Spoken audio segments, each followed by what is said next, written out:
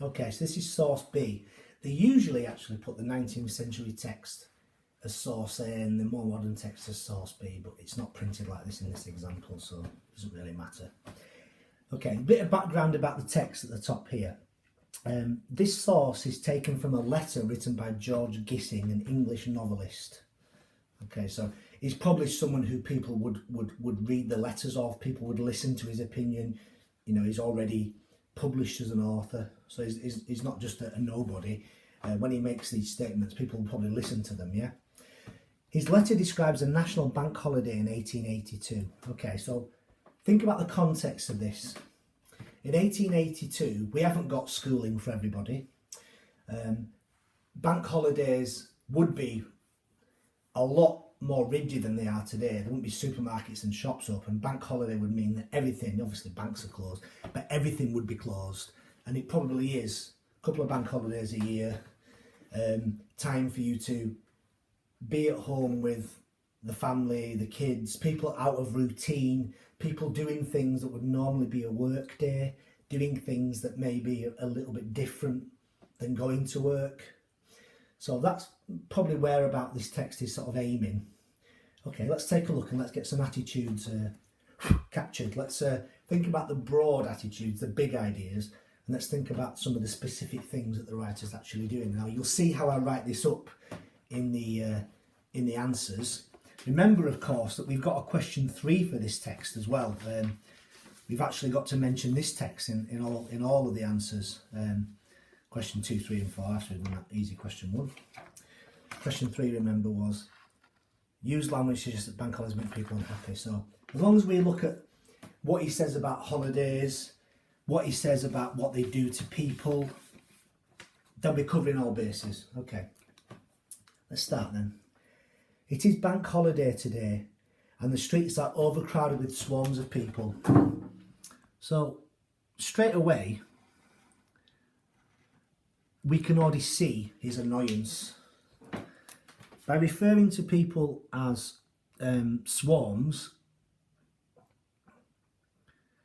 he's talking about, making a reference there to a kind of like insects, things that bug you, you know, bugs, things that are irritants, that are pests.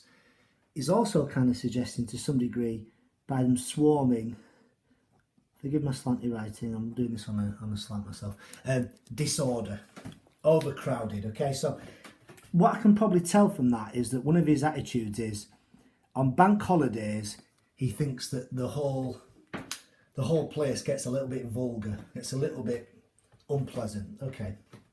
Never is so clearly to be seen the vulgarity of the people as at these holiday times.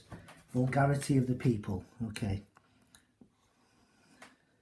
So he thinks this brings out the worst. That's one of his attitudes here, is that these bank holidays, it brings out the worst in people. They're never quite as bad as they are on these bank holidays. Now we can already tell here that George Gissing probably thinks that bank holidays are not worth the trouble. Okay, let's continue.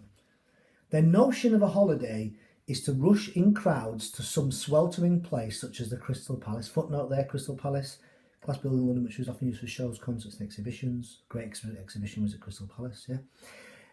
And there sit and drink and quarrel themselves into stupidity. Okay, he's not being very subtle, this writer, is he? He's not kind of saying, he's not implying much, he's kind of saying it quite bluntly. He's not leaving you with any ambiguity about what he really thinks. So what he's saying is that they sit and they drink and they quarrel. So think about a modern equivalent. People sat outside a public house bank holiday, drinking all day, trouble starts, and everyone wonders if it was really worth it. If a bank holiday is worth it, if people are going to behave so badly, when they probably won't behave like that if they were at work. Okay, sit and drink and quarrel. So we've got almost a bit of a list of things there, haven't we, of the problems that build. They sit, they start drinking, they quarrel, they're fighting, they quarrel themselves into stupidity. Okay, so there's a very clear attitude there, isn't there, about people. He's looking not necessarily down at a particular class of people. He's saying people in general get drunk and they fight and their behaviour becomes that of stupidity. Okay, so irrational, indefensible behaviour. Miserable children are lugged about, yelling at the top of their voices, and are beaten because they yell. Okay, so what you've got there is the idea of, like, you know, kids yelling, they're beaten because they yell. So one of the things that the children are lugged about, okay, so one of the things that the writer's sort of suggesting to you here is that one of the real issues, is regarding parenting, isn't it? I'm nearly writing on the slant here, sorry about my writing. Parenting, okay, so the parenting is at its worst as well. Troops of hideous creatures drive wildly about town in gigs. A gig is a two-wheel carriage pulled by a horse, okay, you get the idea. Donkey carts, cabbage carts, dirt carts, and think it enjoyment. Okay, so one of the attitudes here is that troops of hideous creatures, you know, there's an attitude there about the human race, isn't there? It's not really, it's a bit of a malcontented attitude about people, sort of suggesting that their idea of enjoyment is different from his, okay? So he finds that their behaviour is, once again, it's vulgar, but also that that he thinks quite differently. His idea of what people should be doing is quite different. The pleasure of peace and quietness, of rest for body and mind, is not understood. So one of the attitudes there about holidays and this bank holiday is it should be used for something else. Okay. Thousands are tempted by cheap trips to go off for the day to the seaside and succeed in wearying themselves to death. Okay, we've got hyperbole there, suggesting that all these attempts to have fun actually make people more miserable. So we might better use that a little bit later. Your attempts to go on these trips and to have fun don't actually give you the fun you're after. Let's continue. For the sake of eating a greasy meal in a Margate coffee shop. Margate's on the south coast. It's like a sort of like a Blackpool holiday resort, if you will. And getting 5 minutes glimpse of the sea through eyes blinded with dirt and perspiration. He's not really selling the idea of going on a day trip on a bank holiday here, is he? He's sort of saying that it's sweaty, it's dirty, you don't get to see the sea, the food's not very nice, and it's all in the name of fun. Okay. Places like Hampstead Heath and the various parks and commons are packed with screeching drunkards. Okay, there's obviously a very clear attitude there about why he doesn't like the way people behave. One general mass of dust and heat and rage and exhaustion. Notice, remember we're talking about how the writer does things, he gets his attitude across. Look at that use of the connective and sort of listing the problems, sort of like building the idea of what these issues are, yeah? Sort of suggesting that these issues are kind of multiply on top of themselves, okay? It is utterly absurd, sort of like a ridiculous, indefensible. It is utterly absurd, this idea of setting aside single days for great public holidays. It will never do anything but harm.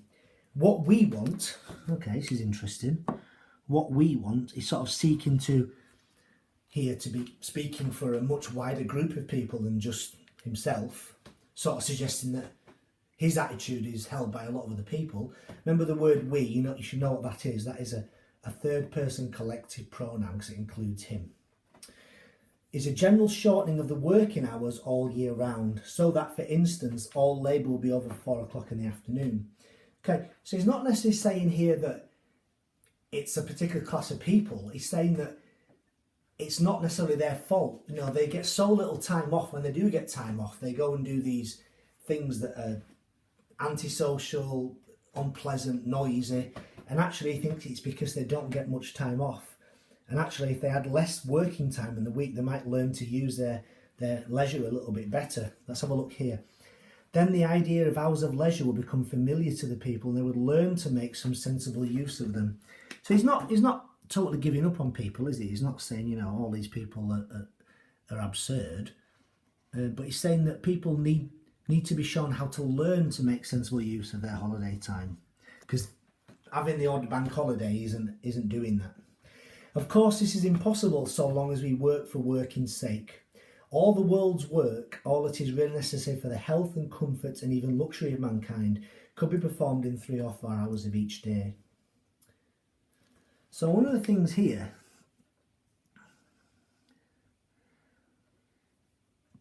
he sees a lot of work as unnecessary. And one of the questions he's asking us, how does he suggest that bank holidays make people unhappy? So what he's suggesting here is that the actual burden of work, the difficulty, what you have to carry and how many hours you have to do at work is the thing that makes people misbehave if they don't get much time off. There is so much labour just because there is so much money grubbing. Every man has to fight for a living with his neighbour, and the grocer who keeps his shop open till half an hour after midnight has an advantage over him who closes at 12. Work in itself is not an end, only a means. There's a very clear attitude there we can use for one of the questions. But we nowadays make it an end, and 3/4 of the world cannot understand anything else.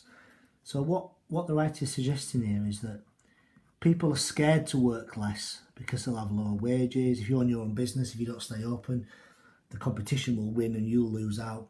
So really what he's suggesting is that a lot of these issues with how much people have to work, it's based on fear of losing out on money, losing out on customers, whatever it might be, fear of losing your job. And because we've got such a very rigid way of working in 1882, when people get the odd day off, they go berserk, don't they? Their behaviour becomes very, very difficult, and he thinks it could be solved a different way. So he's not necessarily, he's blaming the people a little bit, but he also seems to be blaming the way that structure a society is set up in Victorian times. I think that the emphasis on work is probably the wrong emphasis. Okay, now you'll see in my responses that I'll email to you how I deal with these questions in a very clear way.